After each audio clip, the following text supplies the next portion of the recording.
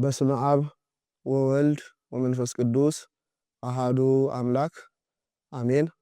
ስብሐት ለእግዚአብሔር ኪያነ ዘፈጠረ ከመ ናምልኮ እናመልከው ዘንድ የፈጠረን የአባቶቻችን አምላክ ልዑለ ባሕሪ ቅዱስ ባሕሪ ንጹሐ ባሕሪ ሕያው ባሕሪ አምላካችን እግዚአብሔር እስከዚህ ጊዜና እስከዚህ ሰዓት ስላደረሰን ስሙ የተመሰገነ ይሁን። የዐቢይ ጾም 5ኛ ሳምንት በዓለ ደብረ ዘይት ላይ እንገኛለን። እግዚአብሔር በወደደና በፈቀደ መጠን ስለ በዓለ ደብረ ዘይት እየተነጋገርንና እየተወያየን እንቆያለን ማለት ነው። ደብረ ዘይት ማለት ደብር ከሁለት ቃላት የተገኘ ነው። ደብርና ዘይት ከሚል ደብር ማለት ተራራ ማለት ነው። ዘይት ማለት ወይራ ማለት ነው። ደብረ ዘይት የሚባለው ስፍራ የወይራ ዛፎች የበዙበት ተራራማ ስፍራ መሆኑን ማወቅና መረዳት መገንዘብ ይቻላል ማለት ነው። ከቃሉ ትርጉም በመነሳት ይህ ደብረ ዘይት የሚባል ስፍራ ከኢየሩሳሌም በስተምስራቅ በኩል ከቤተ መቅደሱ 75 ሜትር ከፍታ ላይ የሚገኝ የሚያድርበት ስፍራ ይህ ደብረ ዘይት ይባላል። ጌታችን መድኃኒታችን ኢየሱስ ክርስቶስ በምድር ላይ ሳለ የሚኖርበት ቤት አልነበረውም። በዚህ በማቴዎስ ወንጌል ምዕራፍ 8 ላይ ስናገኝ ወይቤመ ሊቅ እትሉከኑ ሀበ ሆርከ ወመጽአሃዱ ብእሲ ጸሐፊ ሀገር። ጌታችን መድኃኒታችን ኢየሱስ ክርስቶስ በ48ቱ ምኩራቦች ላይ እየዞረ በሚያስተምርበት ሰዓት ቀን ቀን ሕሙማነ ሥጋን በተአምራት ሕሙማነ ነፍስን በትምህርት እያዳነ እየፈወሰ ይውላል። በ48ቱ ምኩራቦች መጻሕፍትን ይተረጉማል። ጸሐፍት ፈሪሳውያንን ይገስጻል። ገበሬን በእርሻ ሴቶችን በቡኮ ነጋዴያንን በወርቅ እየመሰለ እያስተማረ ውሎ ሌሊት ሌሊት ደግሞ ደብረ ዘይት በተባለች ኤሊዮን በተባለ ልዩ ስሙ ዋሻ ውስጥ ይተኛ ያርፍ እንደነበር መጽሐፍ ይነግረናል። መዓልተ ይሜህር በምኩራብ ወሌሊተ ይበይት በደብረ ዘይት ዘስሙ ኤሊዮን እንዲል መጽሐፍ ማለት ነው። በዚህ ደብረ ዘይት በሚባል ቦታ ላይ ጌታችን መድኃኒታችን ኢየሱስ ክርስቶስ ሲኖር የነበረው ዋነኛ ምክንያቱ ጌታ ራሱን የሚያሳርፍበት ቤት ስላልነበረው ጭምር ነበር። መጽሐፍ እንዲህ ይለናል። ወቀርበ ሀቤሁ ጸሐፊ ሀገር፣ አንድ ጸሐፊ ወደ እሱ ቀርቦ ሊቀ ትሉከኑ ሀበ ሆርከ መምህረይ፣ ወደምትሄድበት ልከተልህ ብሎ ጌታን እንደጠየቀው ጌታችን ኢየሱስ ክርስቶስም ለቆናጽልኒ ግበም ቦሙ ለአዕዋፈ ሰማይኒ ምጽላል ቦሙ ወለወልደ እጓለ እመሕያውሰ አልቦቱ ሀበ ያሰምክ ርእሶ፣ ለቀበሮች ፍርክታ አላቸው፣ ለሰማይ ወፎች የሚጠለሉበት ዛፍ አላቸው፣ ለወልደ እጓለ እመሕያው ለክርስቶስ ለኔ ግን መጠለያ ቤት የለኝም በማለት ይህ ሰው በትዕቢት ነው የቀረበው። ማለት ቆናጽል ቀበሮና አዕዋፈ ሰማይ ነጥቀው የሚሄዱ ናቸው። ይህም ሰው ጌታችን ኢየሱስ ክርስቶስን በሚያደርገው ተአምራት ተስቦ የጌታን ተአምራት ልክ እንደ ጥንቆላ ተምሬ እሄዳለሁ በማለት ነበር ነው የመጣው። ጌታ እንዲህ ባለ መልስ እንደመለሰው መጽሐፍ ይነግረናል ማለት ነው። እና ደብረ ዘይት ጌታችን ኢየሱስ ክርስቶስ ሌሊት ሌሊት የሚተኛበት የሚያርፍበት ክፍልና ቦታ እንደሆነ መጽሐፍ ይነግረናል። የምን ስም ያወጣለት ቅዱስ ያሬድ ነው። ቅዱስ ያሬድ የኢትዮጵያ ሊቅ ነው። ዐቢይ ጾምን በ8 ሳምንታት ሲሰራ 5ኛውን ሳምንት ደብረ ዘይት ብሎ የሰራልን ቅዱስ ያሬድ ነው። የመጀመሪያው ዘወረደ፣ ሁለተኛው ቅድስት፣ ሶስተኛው ምኩራብ፣ አራተኛው መጻጉዕ፣ 5ኛው ደብረ ዘይት ይባላል። ይህን ደብረ ዘይት ያለበትን ምክንያት ደግሞ የጌታችን የኢየሱስ ክርስቶስ ነገረ ንጽአቱን በዚህ ጊዜ ላይ ለማሰብና ለማስተማር ጭምር ነው። ቅዱስ ያሬድ በዜማው እንዲህ ይለናል። ሃሌሉያ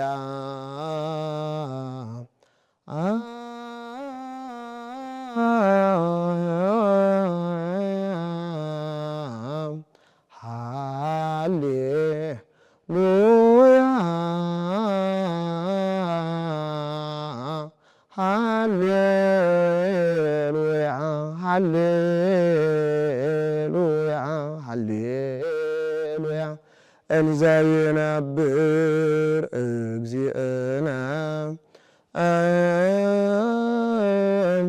ውስተ ደብረ ዘይት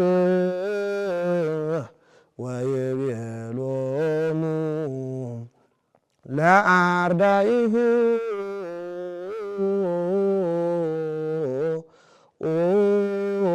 ቁኬ ኢያስቱ ክሙ ወንበሩ ድልዋኒክሙ ብዙሃን ይመጽኡ በስምየ እንዘይብሉ አነ ውእቱ ክርስቶስ ወዘአዝለፈ ትዕግሥቶ ውእቱ ይድህን ወአመምጽአቱሰ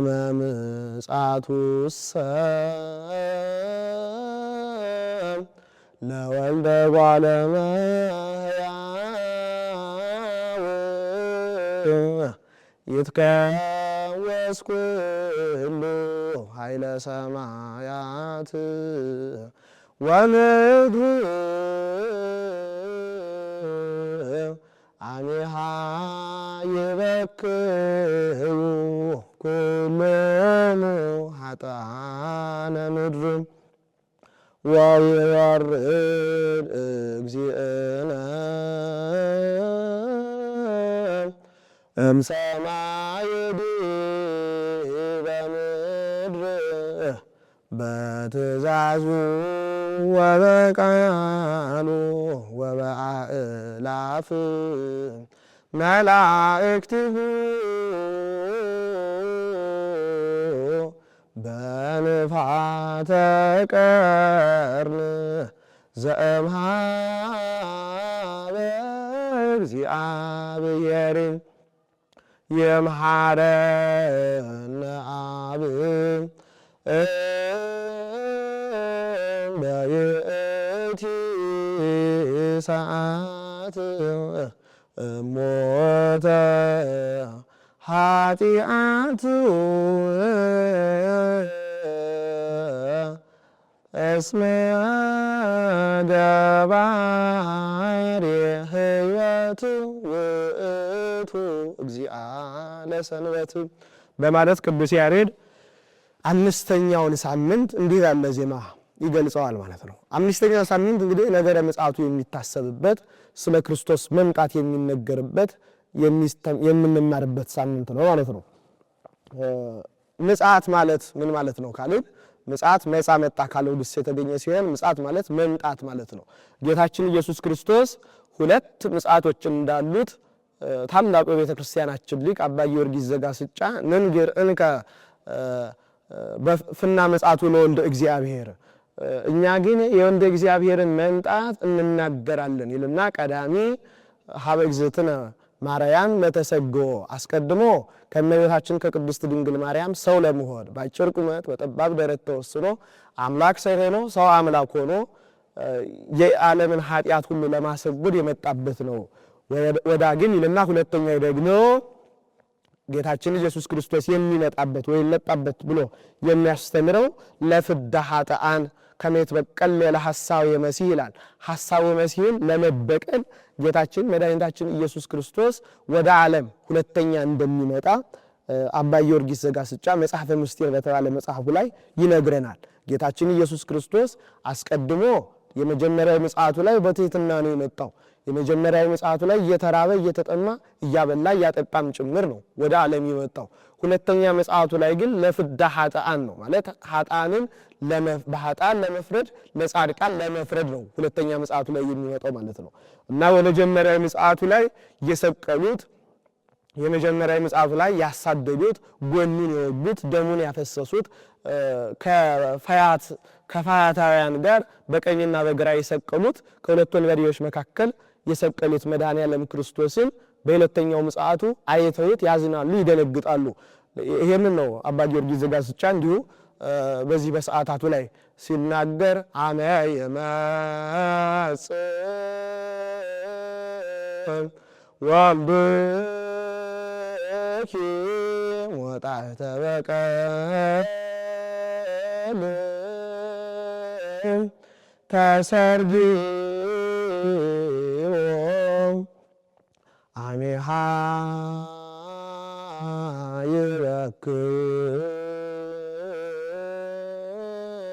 ይረክዩ እለ የግዕዝ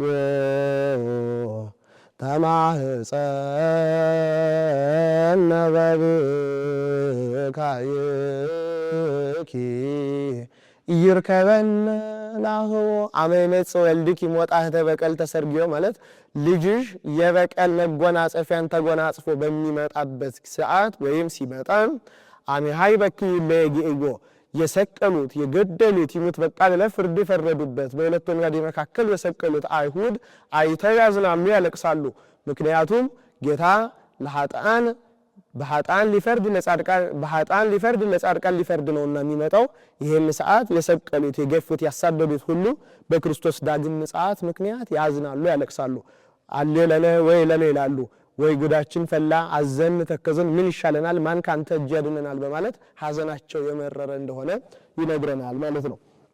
ታዲያ ጌታችን ኢየሱስ ክርስቶስ ሐዋርያትን በሁለት መንገድ ያስተምራቸው እንደነበረም ደግሞ በዚህ መንገድ ማየት ይቻላል። ሐዋርያትን በሁለት መንገድ ያስተምራቸው ነበር። ስለ ደብረ ዘይት ስንነጋገር የመጀመሪያው ሐዋርያትን ከሕዝብ ጋር ያስተምራቸው ነበር።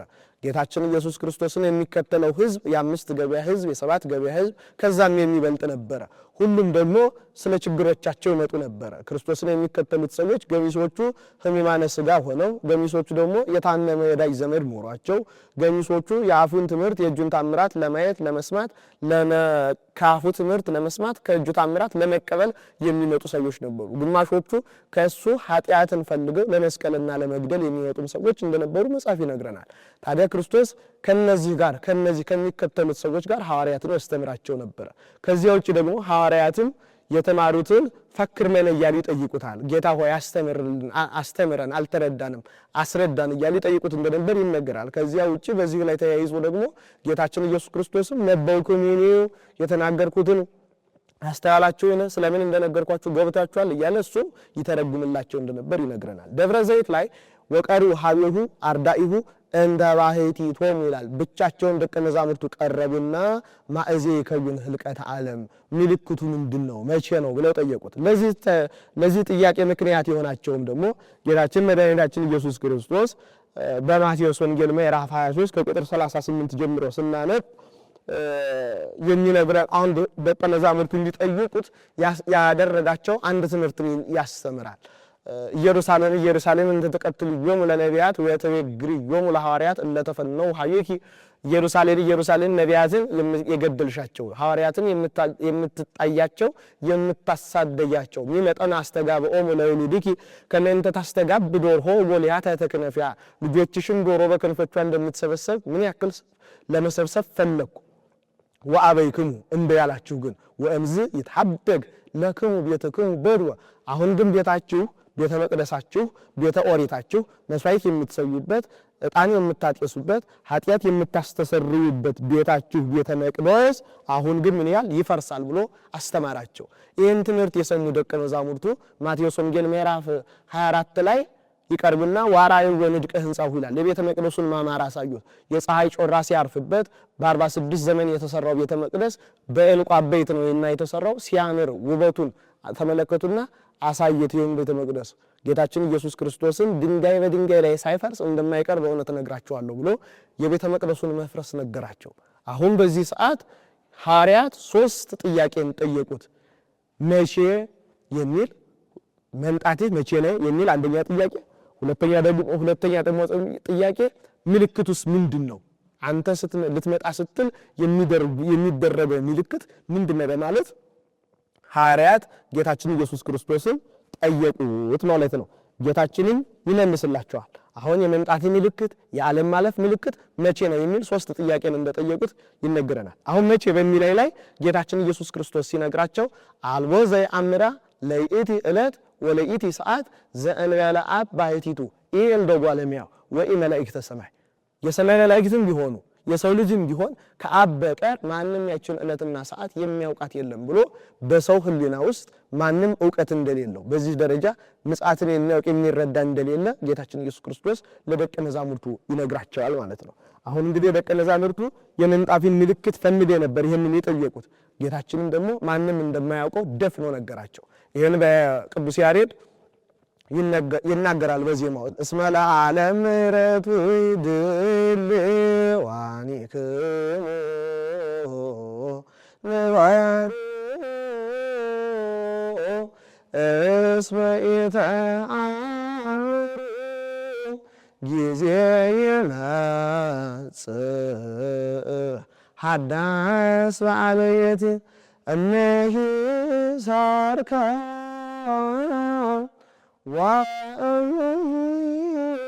መንፈቀ ሌሊት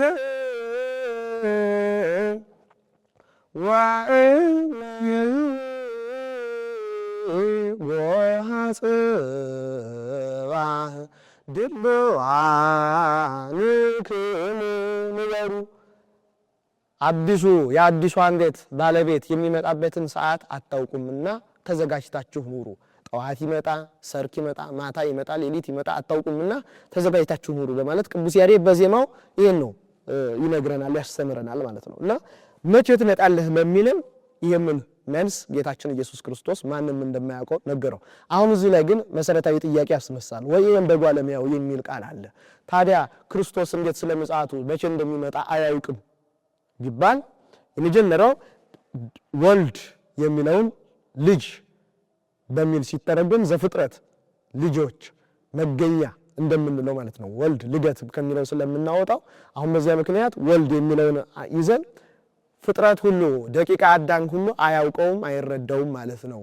ወልደ ጓለሚያው ማለት የሰው ልጅ በሙሉ አያውቀውም አይረዳውም ማለት ነው። ሁለተኛ ደግሞ ቅድመ ተዋሕዶ ስጋ አላዋቂ እንደሆነ የኢወልድ ብሎ አላዋቂ ስጋን መለኮትን እንደተዋሃደ ያሳያል ያስረዳል ማለት ነው። ይሄን ሊቁ ሲናገር አኮ ያእምረው ህቡአተ አላ ከመያሃብ መካለ ለጥንተ ትስብእቱ የተደበቀውን ሳያውቅ ቀርቶ ሳይሆን ለአስቀድሞ ስጋን ከመዋሃዱ በፊት ለስጋው ድርሻና ቦታ እየሰጠ ነው። አላዋቂ ስጋን እንደተዋሃደ ድርሻና ቦታ እየሰጠ ነው በማለት ሊቁ ይሄንን ይተረጉምልናል ማለት ነው። በሶስተኛው ሥላሴ አብ ለባይ በርሱ ወልድ የመንፈስ ቅዱስ ለባውያን ቦቱ ብለን እንማራለን። ወልድኒ ነባቢ በርሱ አብ መንፈስ ቅዱስ ነባባያን ቦቱ መንፈስ ቅዱስኒ ሕያው በርሱ አብ ወወልድ ሕያው በማሕያውያን ቦቱ ብለን ስለ ሥላሴ ኩነት ላይ ይሄንን እንናገራለን ማለት ነው። ስለዚህ በአብ ልብነት የታሰበችው በወልድም በመንፈስ ቅዱስም አለች።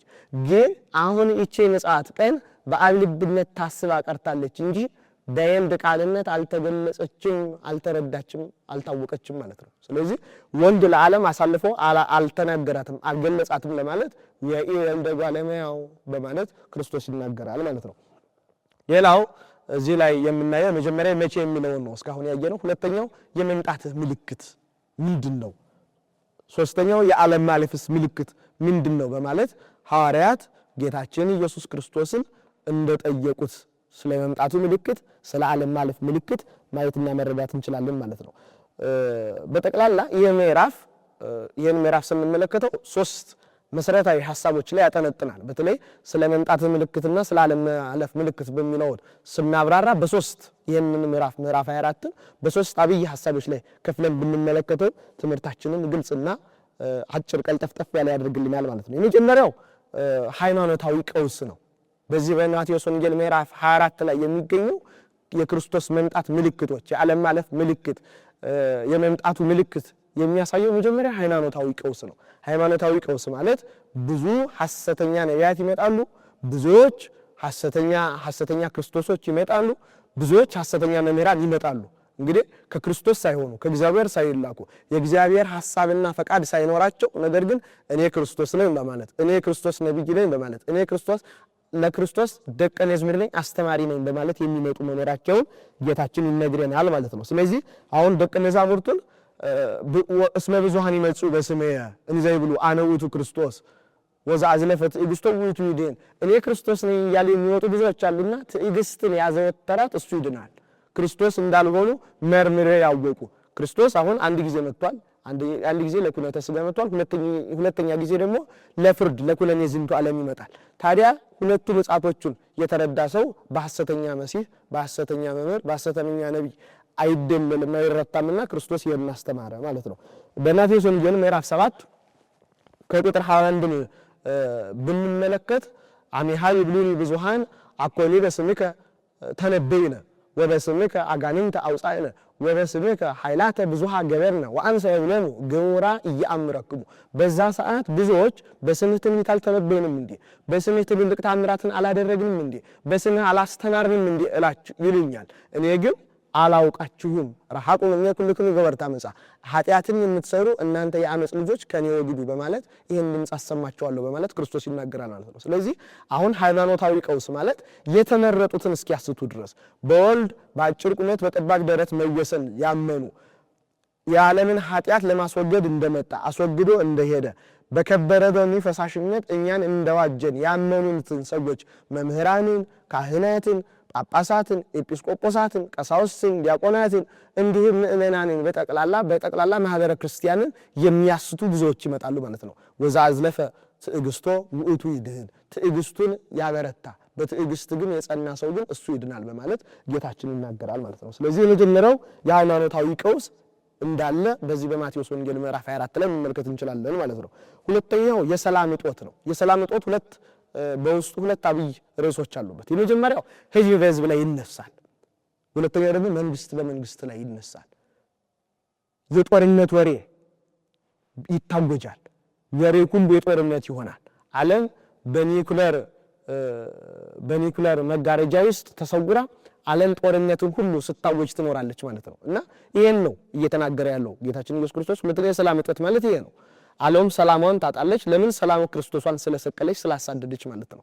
ሁለተኛ ደግሞ አሳሳች ስለመጣ ማለት ነው ስለሚመጣ እና በዚህ ምክንያት ሁለተኛው የፖለቲካ ቀውስ የሚባል አለበት፣ የህዝብ ቀውስ የሚባል አለበት። የህዝብ ቀውስ ላይ ህዝብ በህዝብ ላይ ይነሳሉ። እናት ከሴት ልጇ ጋር፣ አባት ከወንድ ልጁ ጋር ይጣላል፣ አይስማማም፣ መለያየት ይሆናል። በክርስቶስ ምክንያት መገዳደል ወሬ፣ ጦርነት ወሬ በዓለም ላይ ይሰማባታል ማለት ነው። ይሄ የሰላም እጦት በሚል ይያዛል። ሶስተኛውና የመጨረሻው የኢኮኖሚ ቀውስ ነው። የኢኮኖሚ ቀውስ ደግሞ ማለት ዓለም ላይ ጽኑ ችግር፣ ጽኑ የሰው ልጆች ህማም ደዌ ይኖራል ማለት ነው። የክርስቶስ መምጣት ዋዜማው ምልክቶች እነዚህ ናቸው። የፖለቲካው ቀውስ፣ ለህዝብ ጦርነት፣ የህዝብ ቀውስ እንዲሁም ደግሞ የኢኮኖሚ ቀውስ መነሳቱን ማየትና መረዳት እንችላለን ማለት ነው። ነገር ግን ስለተመረጡት ሲል እነዚህ ጊዜዎች ያጥራሉ።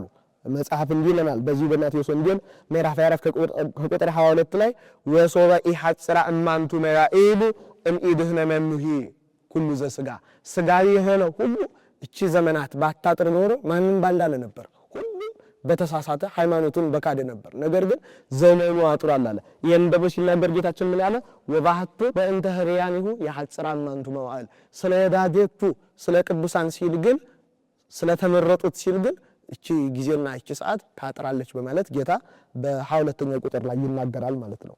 እና በዚህ ጊዜ በብሔረ ሕያዋን ያሉ እነ ኤልያስ እነ ቅዱስ ዮሐንስ ወንጌላዊ እነ ጻድቁ አቡነ አረጋዊ እንዲህን የመሳሰሉ ቅዱሳን በስጋ ሞትን ያልቀመሱ በስጋ ሞትን ያላገኙ ሰዎች ወደ ዓለም መጥተው ስለ ክርስቶስ መስክረው አንገታቸውን ተቆርጠው ተሳደው ተገድለው ሰማዕትነት ክብርን እንደሚያገኙ በዚህ ጊዜ በክርስቶስ ምጽአት ጊዜ ይሄንን ማየትና ማወቅ እንችላለን ማለት ነው። ከዚህ ያላ ጌታችን ኢየሱስ ክርስቶስ ታሪኩን ግን ሲደነደም እንደለስ አይሚሩ አምሳለ እንደለስ አይሚሩ ከበለስ ተማሩ አምሳለ ለማን ቆጽላ ወሰርቃ ይጹቅሃ አጽቋ ከፍ ባለ ጊዜ ቅጠሏ ባበበ ጊዜ ከበለስ ተማሩ ማለት በለስ ይት ቤተ እስራኤል በለስ ማለት ቤተ እስራኤል ናቸው ማለት ምን ማለት ነው? ቤተ እስራኤል በሰባ ዘመን ጠፍተዋል፣ ተደምስሰዋል። ከሰባ ዘመን በኋላ ግን በ1948 ዓመተ ምህረት ድጋሚ እንደ ሀገር አንድ ሆነው ተነስተው ወሰረጻ ይጹቅሃ ማለት ይሄ ነው። ፍሬ ማፍራት ሲጀምሩ እንደ ሀገር ሲዋቀሩ እንደ ህዝብ አንድ ሲሆኑ በዚህ ጊዜ የክርስቶስ መምጣት ዋዜማ እንደሆነ ከበለስ ተማሩ በለስ ዘይዶ ቤተ እስራኤል ሙንዱ በለስ ማለትም ደግሞ እስራኤላውያን ናቸው በማለት ሊቆስበታል ተርጉሞታል ማለት ነው። ሌላው ምጽአት ሞት በስጋ ላይ የማይሰለጥንበት ነው። በምጽአት ሞት በስጋ ላይ አይሰለጥንም። ይሄንን ኢሳይያስ በትንቢቱ በ27ኛው 25ኛው ምዕራፍ ከቁጥር 8 ላይ ሞትን ለዘላለም ይውጣል በማለት ክርስቶስ ሞትን ለዘላለም እንደሚወጥ ሞት በስጋ ላይ እንደማይሰለጥን ይነግረናል ማለት ነው። ይሄንን ደግሞ ታላቁ የቤተ ክርስቲያናችን ሊቅ ቅዱስ ያዕቆብ ዘስሩግ በቅዳሴው ምን ይለናል? ስለ ሞት ስለ ሕያዋንና ስለ ሙታን ክርስቶስ በሚመጣበት ጊዜ ስላለው ሥርዓታቸው ሲነግረን ያዕቆብ ዘስሩግ በቅዳሴው በቀዳሚ ንፋተ ቀርን ይትጋባ ጸበለ ሥጋ ዘተዘርወ በመጀመሪያ ንፋተ ቀርን በዓለም ላይ ሁሉ የተበተነ በከርሰ አውሬ በከርሰ እንስሳ ያደረ ሥጋ በባህር ውስጥ የሰጠመ ሥጋ እንዲሁም ደግሞ ዘመድ ወዳጅ ተሰብስቦ አልቅሶ አፈር በትኖ ድንጋይ ጭኖ የተቀበረ ሥጋ ሁሉ በመጀመሪያ ንፋተ ቀርን ይነሳል ይወጣል ይላል። ወደ ባድም ንፋተ ቀርን ይሰፋያ አውይጽምት ወይ ከግን በመ ፍጹም ዘእንበለ አንሳህስሆ በሁለተኛው ደግሞ ንፋተ ቀርን ያ የተሰበሰበው ሥጋ አንድ ይሆናል ይዋሃዳል ይጣበቃል ማለት ነው። ይሰፋያ ማለት ያ ነው። ከዚያ በኋላ ዘእንበለ ይከይን በድነ ዘእንበለ አንሳህስሆ ማለት ያለ መንቀሳቀስ በርን ይሆናል ትኩስ ሬሳ ይሆናል። ወበሳሊስ ንፋተ ቀርን ሙታን ከለቅጽበተ ዓይን ይነስኡ ይላል። ሙታን በቅጽበተ ዓይን ውስጥ ይነሳሉ። ሞትን ድል አድርገው በአምላካቸው ስልጣን ይነሳሉ። በዚህ ጊዜ ጌታችን ኢየሱስ ክርስቶስ ድምጹን ያሰማቸዋል። መልካም ያደረጉት ሃይማኖት ከምግባር አስተባብረው የያዙትን ንዑ ሀቤ ብሩካኑ ለአቡየ ከመትረሱ ዘድሉ ለክሙ ቅድመ ይፈጠር ዓለም ከመፈጠር ያስቀድሞ የተዘጋጀላችሁን ተወርሱ ዘንድ የአባቴ ብሩካን ወደ እኔ ኑ ዘአይን ኢርእየ አይን ያላየውን ተወርሱ ዘንድ ወእዝን ኢሰማ ጆሮ ያልሰማውን ተወርሱ ዘንድ ወውስተ ልበ ሰብእ ዘኢተሃለየ በሰው ልቡና ያልታሰባ ማታውቀውን መንግሥተ ሰማያትን ተወርሱ ዘንድ ወደ እኔ ኑ በማለት ክርስቶስ አሁን ደቀ መዛሙርቱን አሁን ወዳጆቹን አሁን የሱ የሆኑትን በሃይማኖት በምግባር የጸኑትን የቀኑትን እንዲህ በማለት ይህን የተስፋ ቃል ያሰማቸዋል ማለት ነው። በዛ ልክ ደግሞ እንደሱ ፈቃድና እንደሱ አምልኮ ያልተመላለሱትን ሃይማኖት ከምግባር አስተባብረው ያልያዙትን ጨካኞች አሳዳጆች በጠቅላላ ኃጢአተኞችን ደግሞ ሆሮ እምኔ ርጉማን ከእናንተ የተረገማችሁ ከኔ ይግዱ ራቁ አይን ያላያት ጆሮ ያልሰማት በሰው ልቡና ያልታሰበችውን መንግሥተ ሰማያት የምሰጣችሁ በምድር ላይ ያላችሁ መልካም ልትሰሩ ነበር በማለት ጌታችን ለነዚያ በምድር ላይ ያሉ እድሜያቸውን ላልተጠቀሙበት ሰዎች ክርስቶስ ይነግራቸዋል ማለት ነው። አሁን ዛሬ ሁላችንም የምንገኘው ደብረ ዘይት ላይ ነው። ደብረ ዘይት ላይ ማሰብ ዕለተ ሞታችን ነው። ሰው ከሞተ በኋላ ንስሐ የለውም። ሰው ከሞተ በኋላ ከእግዚአብሔር ጋር መታረቅ አይችልም። ሰው ከሞተ በኋላ እግዚአብሔርን ማስደሰት አይችልም በምድር ያለ ካላስደሰተው። ለዚህ እኮ ነው እንድህረ ሞቱ ለሰብእ አልወቱ ንስሐ ሰው ከሞተ በኋላ ንስሐ የለውም በማለት ሊቁ የተናገሩ። ስለዚህ ንስሐ ማለት ንስሐ ተጸጸተ ነው። መጸጸት ማዘን ማልቀስ አሁን ነው። ልናለቅስ ልንጸጸት የሚገባን አሁን በተቆጠረች በተሰፈረች እድሜያችን አሁን ጤነኞች በሆነ ሰዓት አሁን ህመም ሳይፈራረቀብን አሁን ጊዜያችንን መጠቀም ያለብን ጊዜና ሰዓት አሁን ነው። ጊዜው ካለፈ በኋላ እርጅና ከተጫጫነን በኋላ ሞትን ከሸተትን በኋላ የዛ ሰዓት የሚሆን ለቅሶ ራሱ ጥቅሙ ወጣትነት ላይ ከሚኖረው ለቅሶ የተሻለ አይደለም። ወጣትነት ላይ ወደ እግዚአብሔር መመለስ ወንጌልን በሰሙ ሰዓት ወደ እግዚአብሔር መመለስ የክርስቶስን ምጽአት ካወቁ በኋላ ወደ እግዚአብሔር መመለስና ልክ እንደ የኖህ ዘመን ሰዎች ኖህን እግዚአብሔር ማያ አይን በምድር ላይ ላመጣ ነውና ንስሐ ግቡ ብሏቸዋል ብሎ እግዚአብሔር እንዲነግረው ኖህን አዘዘው። ኖህ ህዝቡን ቢነግራቸው ስንት ዘመን ቀርቷል ብለ ጠይቀው አሉት። እግዚአብሔር 120 ዘመን ቀርቷል ብሎ ነገራቸው።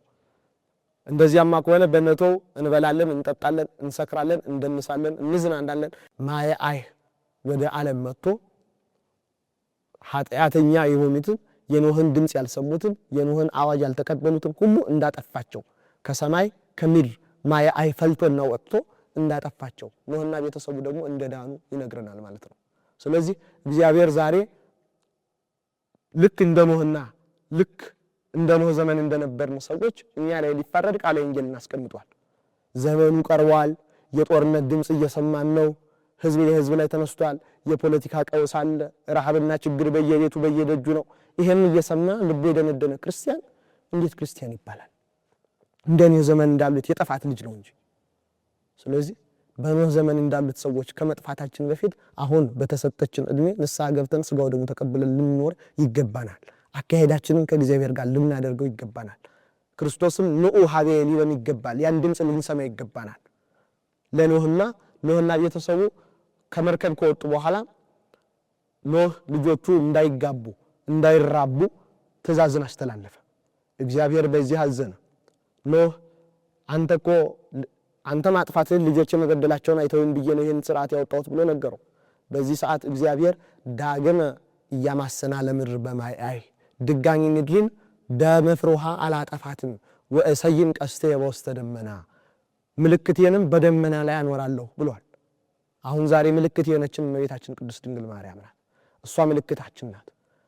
ዛሬ ቀስተ ደመና ማርያም ትዕምርተ ኪዳኑ መኖህ ብሎ ታላቁ ቤተክርስቲያናችን ደራሲ የማህሌተ ጸጋ ደራሲ አባ ጽጌ ድንግል ያመሰግናታል። ቀስተ ደመና ማርያም ትዕምርተ ኪዳኑ ለኖህ። በኔ ዘመን የነበሩ ሰዎች በብሉይ ኪዳን የነበሩ ሰዎች ኃጢአታቸው ሲበዛ ሰማይ ላይ ወደ ሰማይ ቀና ይላሉ። ወደ ሰማይ ቀና ሲል የሚያዩት ቀስተ ደመና እግዚአብሔር ለኃጢአታቸው ብዛት እየተመለከተ ነገር ግን ለምን በቀባው ቃል ኪዳን መሰረት እየማራቸው እንደሆነ እንዲያውቁ ነበር። ዛሬ ለሐዲስ ኪዳን ላለን ክርስቲያኖች ደግሞ እመቤታችንን እያየ ይመረናል። እመቤታችንን እያየ ይራራልናል፣ ይቅር ይለናል ማለት ነው። ዛሬ እሷን አይቶ እሷን ተመልክቶ ይምራል፣ ይቅር ይላል ማለት ነው። ለዚህ እኮ ነው ቅዱስ ያሬድ ይምሐረና አብ በይእቲ ሰዓት፣ በዛች ሰዓት አብ ይማረን፣ አብ ይራራልን። ለምን? ክርስቶስ ሲመጣ ከፊቱ እሳት እየነደደ በክበበ ትስብእት በግርማ መለኮት ነው የሚመጣው። መላእክት ንፋተ ቀርንን እያካሄዱ ነው የሚመጣው። ለዚህ እኮ ሐዋርያው ቅዱስ ጳውሎስ በተሰሎንቄ መልእክቱ ወበእንተሰ ዕድሜሁ ወዕለቱ ወጊዜሁ አኀዊነ ኢትፈቅዱ መጽሐፍ ለክሙ፣ ወንድሞች ሆይ ስለ ጊዜው ስለ ሰዓቱ ስለ ዘመኑ እንድጽፍላችሁ እንደማትፈልጉ አውቃለሁ። ለሊክሙ ተአምር ይጥዩከ ከመ ዕለተ እግዚእነ ትመጽእ ከመ ምጽአተ ሰራቂ ሌሊተ ከማሁ ይከውን ምጽአቱ ለእጓለ እመሕያው። የጌታችን አመጣጥ ልክ እንደ ሌባ አመጣጥ ነው። ሌባ ባለቤት በተኛበት ውሻ በደከመበት አጥር በላላበት ሰዓት ይመጣል። መጥቶም ቤትን ዘርፎ የሚያጠፋውን አጥፍቶ የሚያበላሸውን አበላሽቶ ይሄዳል። የክርስቶስ መምጣት እንደዚያ ነው። ዛሬ ወደ ዓለም ክርስቶስ በሚመጣበት ሰዓት ድንገት ነው፣ ሳንዘጋጅ ሳናውቅ ነው። ስለዚህ ልንዘጋጅ ልናውቅ ይገባናል ማለት ነው። ይሄን ነው ቅዱስ ያሬድ እየተናገረ ያለው። ሐዋርያው ቅዱስ ጳውሎስም በተሰሎንቄ መልእክቱ ምዕራፍ 5 ላይ የተናገረ ይሄን ነው። ጊዜውን ታውቁታላችሁ። ጊዜውን ታውቁታላችሁ ማለት ሰው ያውቃል ማለት አይደለም። ማንም አያውቀውም ጊዜውን። በተርጊመን መጋቢት 29 በመንፈቀ ሌሊት በዘመነ ዮሐንስ ይመጣል ብለው ተርጊመውን እናገኛለን። ብዙ መጋቢት 29 አለ፣ ብዙ ዘመነ ዮሐንስ አለ። በየትኛው ዘመነ ዮሐንስ ነው ክርስቶስ የሚመጣው? በየትኛው መጋቢት 29ስ ነው ክርስቶስ የሚመጣው? በየትኛው ዕለተ እሑድስ ነው ክርስቶስ የሚመጣው? አናውቅም እኛ። ሊቃውንቱ ግን እንዲህ ብለው አስቀምጠውልናል። ይህ ማለት ግን ግዴታ መጋቢት በመጣ ቁጥር ደረታችንን እንድንደቅ አይደለም።